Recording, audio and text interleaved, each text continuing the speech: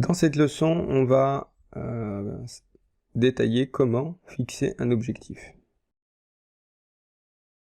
Quelles sont les étapes à suivre pour fixer un objectif qui soit ambitieux, mais en même temps suffisamment réaliste, et qui nous donne concrètement les prochaines étapes à faire. Alors, premier point.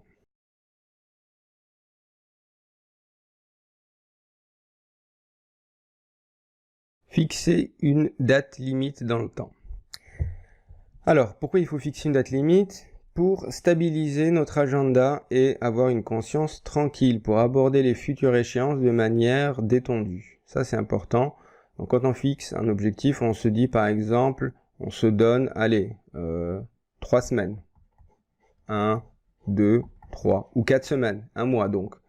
Et donc, on se donne, par exemple, que le 30 octobre, on a atteint l'objectif. Voilà, donc on sait qu'on a tout le mois d'octobre pour travailler pour cet objectif. Alors c'est important hein, parce que ça va vraiment nous permettre de répartir notre charge de travail en fonction justement des différentes semaines et des différentes obligations familiales, professionnelles et autres qu'on a. Là je prends un cas où on a un objectif personnel, hein. Maintenant, si c'est un objectif professionnel, voilà, on l'intègre dans le planning professionnel. Mais c'est important d'avoir une date limite, une deadline. Donc pour, d'un côté, avoir l'esprit tranquille, on sait que le 30 octobre, ça doit être fait, donc on sait le temps qu'on a jusqu'à là, et après le 30 octobre, on pourra enclencher un autre objectif. Ça nous permet une espèce de prévisibilité hein, de notre travail. En plus, il y a un autre effet intéressant, c'est que quand on arrive à la moitié de notre travail, par exemple ici ça serait 2 semaines, les 2 dernières semaines, on va avoir un espèce de regain de motivation. Ça c'est quelque chose qui a été là aussi montré hein, par les gens qui ont étudié notre capacité à gérer notre énergie. Lorsqu'on arrive jusqu'à la moitié, bon parfois ça peut être laborieux, mais dès qu'on sait qu'il nous reste la moitié, et que à peu près dans le travail on a avancé la moitié, bon là on a une espèce de regain de forme et voilà, c'est un peu le sprint final. Donc ça, c'est un premier point important, hein, fixer une date limite. Alors, deuxième point, l'objectif doit être difficile mais réaliste. On en a parlé hein, dans la vidéo d'avant. Il faut que donc l'objectif soit suffisamment engageant, suffisamment motivant, qu'il pousse à agir, mais en même temps, qu'il soit pas trop difficile, sinon il va décourager. Et c'est là où je vous avais proposé un pourcentage entre 50 à 80% de probabilité de réussite, en tout cas d'estimation de probabilité de réussite. Imaginons que, donc, quand vous fixez un objectif, on vous demande d'estimer la probabilité de réussite. Alors évidemment, les pourcentages, c'est juste à titre indicatif, hein, on ne va pas être au pourcentage près, mais c'est quand même pour avoir un ordre de grandeur, vous allez voir que c'est intéressant. Il faut que quand vous allez estimer la probabilité de réussite, que cette probabilité se situe dans un espace, allez, on va dire entre 50 à 80%. Je pense que c'est vraiment la zone idéale, parce que si on est en dessous de 50, c'est que l'objectif va être trop difficile. Si on est au-delà des 80, en fait, l'objectif va être trop facile. Alors que quand on est voilà, dans cette zone entre 50 à 80, ça va être quelque chose de jouable. Alors, le trop difficile, par exemple, si je dois créer un site internet en une journée, je vais estimer mes chances à 10%. Et créer et mettre en ligne. Donc 10%, c'est trop difficile, ça sert à rien. Parce que ça veut dire que si je fais 10 projets de la même manière, sur 10 projets, j'en réussirai qu'un seul. Les 9 autres échoueront. Et donc c'est quelque chose qui démotive trop. Donc ça sert à rien en fait de mettre ça, parce qu'on va toucher notre confiance en nous-mêmes, on va toucher notre capacité, notre croyance à réaliser des choses. On va en fait atteindre ce qu'on appelle notre auto-efficacité. Alors, auto-efficacité, c'est un concept de Bandura, c'est un chercheur en neurosciences cognitives, en sciences cognitives, pardon, pas en neurosciences, et qui a donc créé ce concept d'auto-efficacité, c'est-à-dire la croyance que vous avez vers la réalisation de votre tâche. Plus votre croyance dans votre capacité à réaliser la tâche est élevée, plus vous avez de chances de réussir tout ce que vous entreprenez, enfin tout, la plupart des choses que vous entreprenez. En tout cas, c'est l'auto-efficacité. Et l'auto-efficacité, il faut la protéger. Donc quand on dit qu'il faut faire des projets difficiles, oui, mais pas trop non plus. Parce que viser des projets qui sont très peu réalistes, où on sait qu'on a 10, 20, 30% de chances de réussite, c'est vraiment aller vers des échecs répétés. Et c'est pas bon, ni pour la confiance, ni pour notre capacité à agir, ni pour notre auto-efficacité, qui est la condition des futurs projets. À l'inverse, si je me donne un projet où j'ai 90-95% de chances de réussir, où je suis sûr de réussir, bon, pourquoi pas, on peut se le donner. Mais il se peut que ça soit un peu trop facile, que ça soit pas assez engageant. Voilà. Si je me donne pour objectif d'écrire par exemple 300 mots dans la journée, pour moi c'est une tâche, j'en écris 3000, pas 300, donc c'est trop facile, c'est pas très engageant, donc il vaut mieux que j'élève mon objectif. Donc j'élève la difficulté de mon objectif et du coup ma probabilité de réussite va baisser, va peut-être arriver à 80 ou 70. Voilà. Donc comment évaluer ça? C'est ça la question qui va être intéressante. Comment évaluer ce pourcentage-là? Sur quoi je vais me baser? Juste comme ça, je dis de tête un pourcentage? En fait, non. La dernière vidéo, la dernière leçon, la 6e leçon, je vais vous proposer un outil et je vais vous montrer comment on peut évaluer ça de manière très claire, très précise. Et vous verrez que ça va être intéressant parce que ça va vous donner des vrais chiffres en fait sur quelque chose où en général on ne met pas de chiffres dessus. Alors qu'en fait on aurait intérêt, ne serait-ce que pour avoir un ordre de grandeur, ne serait-ce que pour savoir où on se situe. Et du coup, lorsque vous faites ça, vous regardez si vous êtes entre 50 à 80, bon, c'est bon. C'est que vous êtes dans quelque chose de suffisamment difficile. Ça ne veut pas dire que vous allez forcément l'atteindre, parce que si vous êtes à 50%, ça veut dire que vous avez une chance sur 2. Mais ça veut dire aussi que la tâche est assez difficile. C'est le maximum que vous pouvez faire. Oui. Donc voilà. Une tâche difficile, mais suffisamment réaliste. Je prendrai un exemple dans la dernière vidéo. Un dernier point ici avant de passer au prochain point. C'est important de faire ce travail d'estimation parce que au fur et à mesure que vous y mettez, vous n'allez pas le faire jusqu'à la fin de votre vie, mais le fait de le faire, de pouvoir le faire, d'apprendre à le faire, va faire que vous allez développer des compétences de lucidité et vous allez devenir un meilleur estimateur. Et ça c'est important parce que souvent quand on se donne du travail, surtout un objectif, quand c'est des objectifs importants, on ne sait pas exactement nos probabilités de réussite et c'est parfois ça qui nous décourage. Or, apprendre à estimer correctement la difficulté, le temps que ça va prendre, etc., ça va être quelque chose qui va vous donner, encore une fois, de la confiance et va vous faire percevoir le fait que vous pouvez réaliser certaines choses. Voilà. Donc, devenir un bon estimateur, quelqu'un qui est capable d'avoir des bons prévisionnels, ça va être quelque chose d'important. Je parlerai de ça aussi dans un autre cours sur la gestion du temps, où là ça va être très important, être capable de savoir en 2-3 heures, en 2 journées, en 15 journées, qu'est-ce qu'on est capable de faire, qu'est-ce qu'on est capable de produire dans ce temps-là. Prochain point.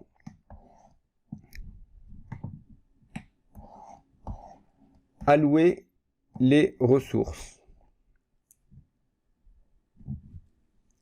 Alors, allouer les ressources nécessaires par rapport à notre projet pour poursuivre notre projet dans les meilleures conditions. Alors, les ressources sont en général de 3 types. Alors, je ne vais pas rentrer dans le détail des ressources, ça on en parlera quand on parlera du projet de manière plus étendue. Il y a quand même à dire que dans les ressources, nous avons donc ce qui concerne le temps que ça va prendre, ce que ça va coûter comme argent, est-ce que ça va coûter quelque chose, et enfin l'énergie dont j'ai besoin pour mener à bien justement mon objectif. Alors, d'abord le temps. Le temps, c'est important d'avoir une estimation là aussi du temps, parce que sinon on va se retrouver un peu comme dans la loi de Parkinson, que vous connaissez probablement, c'est-à-dire qui dit que le travail s'étale de façon à occuper le temps disponible pour son achèvement. C'est-à-dire en fait, si vous vous donnez, vous avez un projet à faire, donc vous allez commencer cet après-midi, vous avez une activité à faire à 13h, en réalité vous pouvez la finir en 2 heures, donc à 15 heures c'est fini. Mais en réalité, si vous vous fixez pas une date limite, une heure limite, si vous ne vous donnez pas un certain créneau, en fait, vous pouvez y aller jusqu'à 16h, 17h et à 18h, vous y êtes toujours. Et donc, bon, parce que le temps va s'écouler de manière très rapide et de manière très fluide. Donc c'est pour ça que se donner un temps, se donner un créneau, ça va être quelque chose d'important. C'est pour ça que ça va être utile donc d'évaluer combien de temps on a besoin pour notre projet, par exemple, enfin pour atteindre cet objectif. Est-ce qu'on a besoin de 10 heures, est-ce qu'on a besoin de 20 heures, est-ce qu'on a besoin de 30 heures. Et ça, c'est pour ça que apprendre à bien estimer ce temps-là va être une compétence très, très importante, parce que du coup, ça va vous permettre d'évaluer, de savoir, de dire, bah voilà, en 20 heures, j'aurai fini ça, j'ai tant d'heures par semaine, donc il me faut tant de semaines, et je sais que j'aurai fini. Voilà. C'est quelque chose qu'on fait déjà, hein, professionnellement, enfin, si vous travaillez dans des domaines où voilà, vous travaillez de façon prévisible, c'est quelque chose que vous faites déjà. Sinon, c'est vraiment une compétence à apprendre. Hein. Donc ça sera le cours sur la gestion du temps. Donc allouer combien d'heures on a besoin pour atteindre cet objectif. Allouer l'argent nécessaire pour atteindre cet objectif. Là aussi, bon, parfois ça peut ne rien coûter, parfois ça peut coûter de l'argent. En tout cas, il faut délimiter ce que ça va nous coûter, sachant que le besoin en argent est inversement proportionnel au temps que vous disposez. C'est-à-dire que, imaginons que vous avez donc ici c'est le besoin en argent, ici c'est le temps. La courbe, elle est comme ça, inversement proportionnelle. Ça veut dire quoi? Ça veut dire que si vous disposez de très peu de temps, en fait, il vous faut avoir pas mal d'argent. C'est-à-dire que voilà, vous allez faire appel à des prestataires, vous allez faire appel à des gens qui vont faire pour vous. Par exemple, vous voulez cuisiner des salades, on prendra cet exemple tout à l'heure. Bah, si vous n'avez pas de temps, bah, vous achetez chez le traiteur. Ça va vous coûter de l'argent. Par contre, si vous avez le temps, donc imaginons que vous avez donc plus de temps, moins de temps. Si vous avez plus de temps, bah, ça va vous coûter moins d'argent.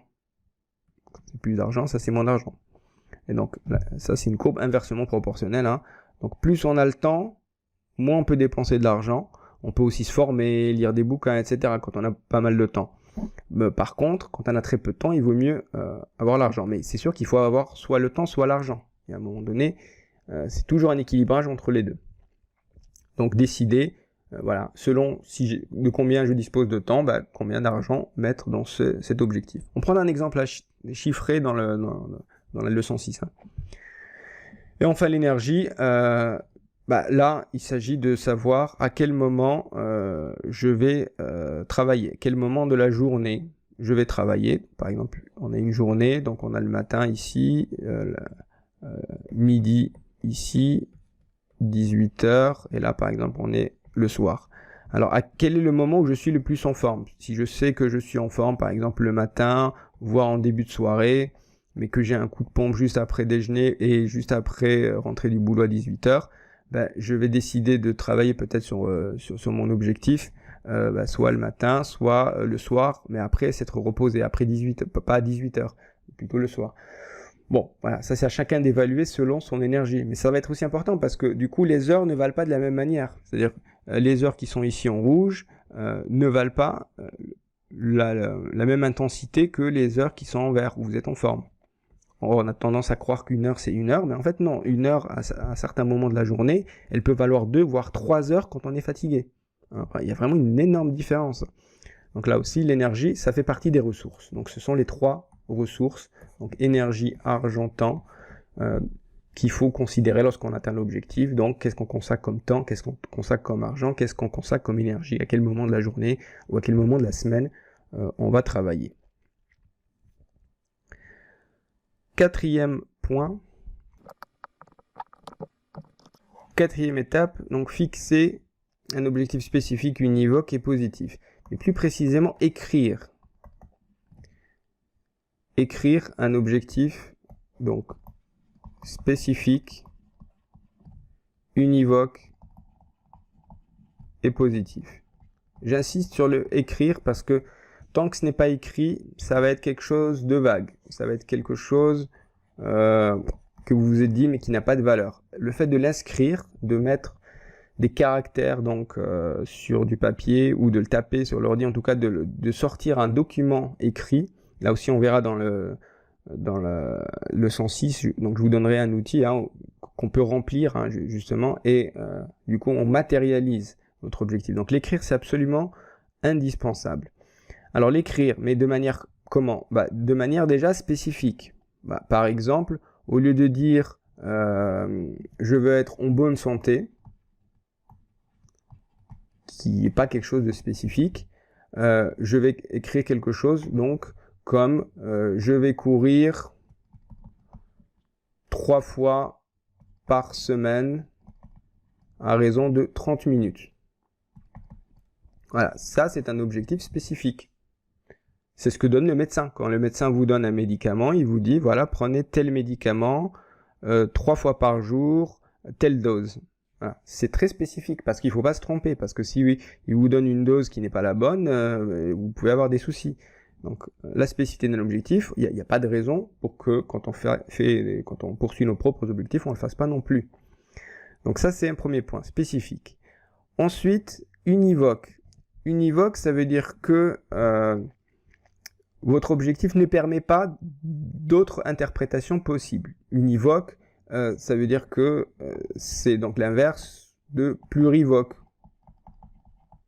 Ou en fait plurivoque, ça veut dire qu'on peut l'interpréter de différentes façons, parce que bonne santé c'est aussi plurivoque. Alors il y a différentes façons d'être en bonne santé, on peut manger certains ingrédients et pas d'autres, on peut, au lieu de courir, marcher, on peut faire plein de choses. Alors que univoque, là aussi courir 3 fois par semaine, 30 minutes, il n'y a pas d'interprétation possible.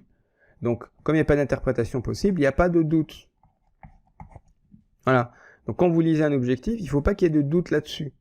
Si je dis il faut être en bonne santé, en fait, on prend 3 personnes vont me répondre 3 choses différentes. Alors que là, avec courir 3 fois par semaine à 30 minutes, il n'y a pas d'interprétation, pas de doute, pas d'ambiguïté dessus. C'est surtout ça qu'on vise, à éliminer l'ambiguïté. Là où dans le but, on peut avoir de l'ambiguïté, justement. Parce que c'est l'ambiguïté humaine. Dans le but, on essaie d'exprimer ce qui compte pour nous. Donc en fait, c'est jamais très clair, très rationnel, parfois c'est contradictoire. Là où dans l'objectif, non, justement. On doit être vraiment très structuré. Spécifique, univoque, et enfin, dernier point, positif. Alors ça, on en a déjà parlé, il faut que ce soit quelque chose de positif et pas négatif. Manger une salade tous les jours plutôt que éviter le fast-food. Voilà, ça j'ai déjà pris cet exemple tout à l'heure. Voilà. Donc spécifique, univoque, positif. Et dernier point, 5e point, relier donc cet objectif à l'objectif à long terme, qui est lui-même relié au but. Et donc on a cette fameuse hiérarchie des objectifs où je vous ai dit, vous prenez l'objectif à court terme et il faut qu'il soit relié à l'objectif à long terme. Il faut qu'il participe de l'objectif à long terme. Sinon, c'est un objectif qui est un peu perdu dans la nature. Et c'est pas bon, parce que au bout d'un moment, quand on commence à ressentir des difficultés, quand on commence à ressentir des difficultés à travailler, à mener à bien notre objectif, si c'est pas relié à un objectif à plus long terme, en fait, on perd l'envie, la volonté d'avancer. On voit pas à quoi ça sert, c'est un peu perdu, c'est un peu abstrait, donc on n'y va pas. Donc c'est important, donc toujours de le relier à l'objectif à long terme. Voilà en ce qui concerne donc les 5 étapes qui permettent de définir un objectif à court terme. Là pour le coup c'est un objectif à court terme, mais qui doit être relié à un autre objectif à court terme. Donc pendant un mois je travaille sur quelque chose, l'autre mois je vais travailler sur encore autre chose, et tout ça est relié à l'objectif à long terme, comme on l'a dit. Alors je vous propose maintenant de passer à la 6e vidéo où je vais vous donc proposer le fameux outil qui me semble vraiment intéressant. C'est une espèce de fiche régulation de l'objectif qui va permettre de matérialiser concrètement tout ça, parce que jusqu'à présent j'ai expliqué pas mal de principes, j'ai dit leur importance, mais maintenant on va voir concrètement comment on fait ça.